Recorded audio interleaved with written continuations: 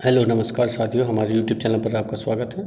साथियों, आज हम विज्ञान विषय के अंतर्गत इस परीक्षा की दृष्टि से आने वाले कुछ महत्वपूर्ण बिंदु लेकर आए हैं, जिसको हम अध्ययन करेंगे और अपनी परीक्षा में हम अच्छे अंक प्राप्त करेंगे। जैसे हमारा पहला पार्ट जो दे रखा है, रासायनिक अभिक्रिया एवं समीकरण। इसमें क्या है, संयोजन अभिक्रिया, वियोजन अभिक्रिया, विस्थापन एवं प्रतिस्थापन, कुछ भी ऑक्सीकरण, अपचयन और रेडॉक्स अभिक्रिया, इन सभी अभिक्रिया को हम उदाहरण से ही याद करेंगे। इनमें से दो अभिक्रिया आपको अवश्य देखने को मिलेगी। तो अतः पहले पार्ट के अंतर्गत हम सभी रासायनिक अभिक्रिया को उदाहरण सहित याद कर लेंगे। अब दूसरे पार्ट में चलते हैं।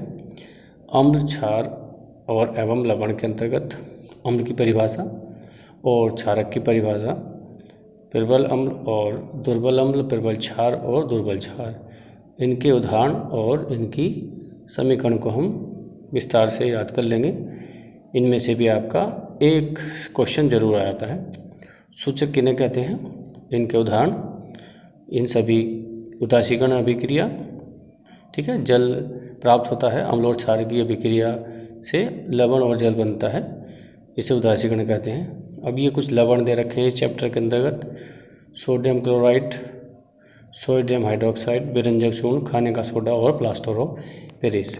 इनमें से, इन लवणों में से आपके कोई दो लवण अवश्य आएंगे। अतः हम इन सभी लवणों का अध्ययन कर लेंगे और इनके उदाहरण और रासायनिक समीकरण को याद कर लेंगे। अब आता है धातु या धातु में सक्रियता श्रेणी। ये बहुत मोस्ट है, इस साल आने के चांस हैं। अयस्क, अयस्क किस किस के याद करने हैं, एल्यूमिनियम का, कॉपर का और लोहे का। इनके उदाहरण हम याद कर लेंगे और सूत्र भी याद कर लेंगे। और सांद्रण की जितनी विधियां हैं, वो विधि उनमें से आ सकती है, उसको भी हम अच्छे से याद कर लेंगे। और फिर आता है आपका धातुओं का संचारण और इनकी रोकथाम के उपाय।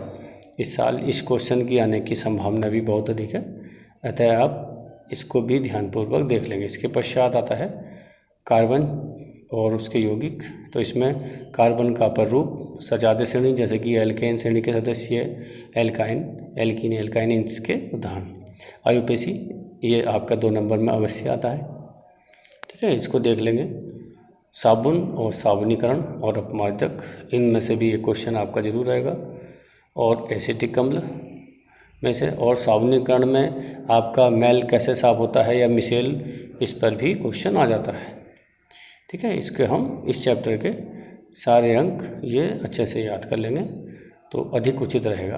अब आता है 5th, तत्वों का वर्गीकरण। इसमें क्या होता है, मेंडलीव की आवर्त सारणी, जो पुराने नियम था वो और उसके गुण दोष, और आधुनिक आवर्त सारणी और उसके गुण दोष। इस प्रकार से एक क्वेश्चन अब जो है गुण दोष से ही आता है, इसको देख लेंगे। अब छठा चैप्टर है जैव प्रक्रम का। इसमें पहला पार्ट है आपका पोषण का। इसमें प्रकाश संश्लेषण और स्वपोषी, परपोषी, विषमपोषी और पाचन तंत्र का सचित्र वर्णन, ये आप अवश्य देख लेंगे। और इसी में ही जैव प्रक्रम का ही अगला पार्ट है श्वसन।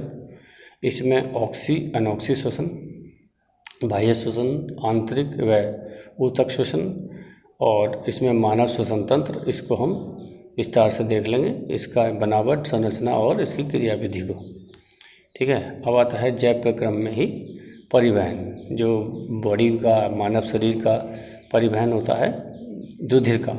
तो इसमें रुधिर के अंतर्गत जो रुधिर वर्ग में बांटा गया है उसको हम देख लेंगे।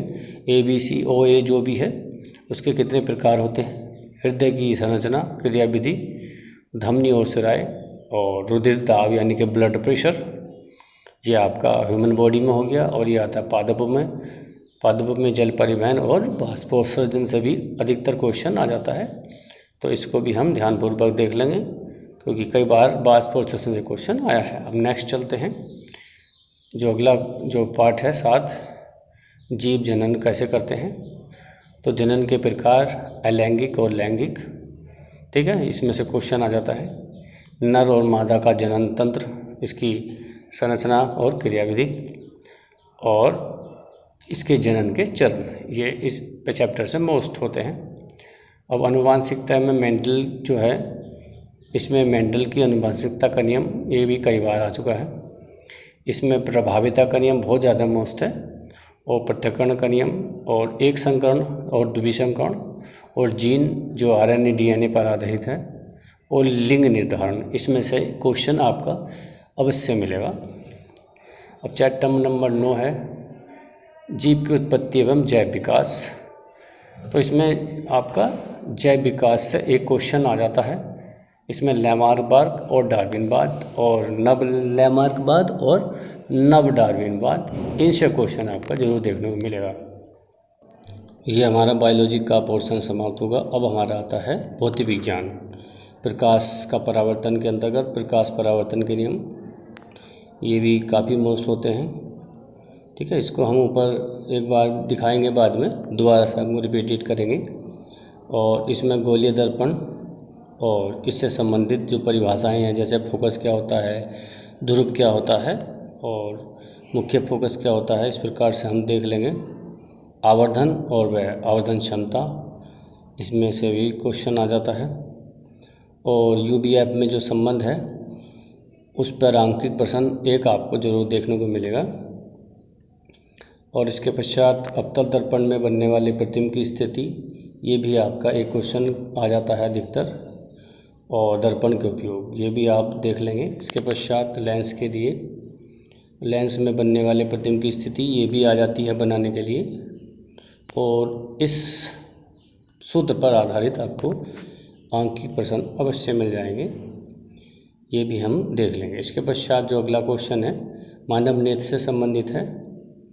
तो संरचना तो अब कम आ रही है, लेकिन फिर भी हम उसको देख लेंगे। जो मेन टॉपिक हमारे ये होते हैं, नेत्र की संवेदन क्षमता, निकट दृष्टि दोष, दूर दृष्टि दोष और जरा दूरदर्शिता।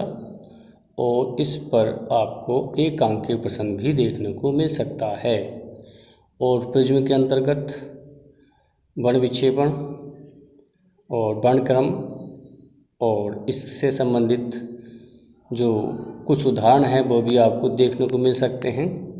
और एक प्रिज्म के लिए अपवर्तनांक के लिए सूत्र है, इस पर अंकित प्रश्न भी आ जाता है। इसके पश्चात विद्युत धारा में विद्युत विभव V = W/Q या विभवांतर की परिभाषा, ये मोस्ट होती है। ओम का नियम और ओम के नियम का सत्यापन, ये आपके लिए बहुत ही अधिक मोस्ट है। समांतर क्रम, श्रेणी क्रम और विशिष्ट प्रतिरोध और इसका मात्रक, ये भी हम देख लेंगे। वैद्युत ऊर्जा के लिए सूत्र हैं, ये देख लेंगे। वैद्युत धारा का तापीय प्रभाव H = W/4.2 कैलोरी में होता है। ये अब हम W का वैल्यू यहाँ रख करके अपना इसके मान निकाल सकते हैं। इस पर अंकीय प्रश्न आपका देखने को मिल सकता है। इसके पश्चात वैद्युत सामर्थ्य पर आधारित कुछ प्रश्न आपको देखने को मिल जाते हैं। ठीक है, इस प्रकार से ये कुछ महत्वपूर्ण सूत्र हैं, इसको हम देख लेंगे। इसके पश्चात जो 13वां पार्ट है वैद्युत धारा का चुंबकीय प्रभाव, इसमें आपका चुंबकीय क्षेत्र और चुंबकीय बल, और इसमें वैद्युत मोटर, मैक्सवेल का दक्षिण पेच का नियम और दाएं हाथ का नियम। ठीक है, ये आपको अंगूठे का नियम, ये आपको देखने को मिल सकता है। और आपका जनित्र, एक जनित्र या डायनेमा या मोटर, इनमें से एक आपको जरूर आएगा। और F = IBL sin थीटा पर आपको क्वेश्चन मिल सकता है या इसका निगमन भी आ सकता है। ठीक है, अब जो 14वां चैप्टर आता है ऊर्जा के स्रोत, ऊर्जा के परंपरागत स्रोत और गैर परंपरागत स्रोत, और नाभिकीय ऊर्जा, इसमें नाभिकीय विखंडन और नाभिकीय सम्मिलन। ठीक है, इसको आप विस्तार पूर्वक देख लेंगे। इस प्रकार हमारा 15वां चैप्टर है पर्यावरण से, जैविक और अजैविक घटक वायुमंडल में क्या है, और अपशिष्ट पदार्थ और अपशिष्ट पदार्थों का प्रबंधन, यानी कि कैसे हमें इनकी देख रेख करनी है, किस प्रकार से इनको एक जगह इकट्ठा करना है, ये सब इसके अंतर्गत आता है। और लास्ट चैप्टर हमारा आता है 16वां चैप्टर, प्राकृतिक संसाधन एवं प्रबंधन। कैसे हमें अपने प्राकृतिक संसाधनों को उपयोग में करना है, कैसे इनका संरक्षण करना है, इसके अंतर्गत ये आता है।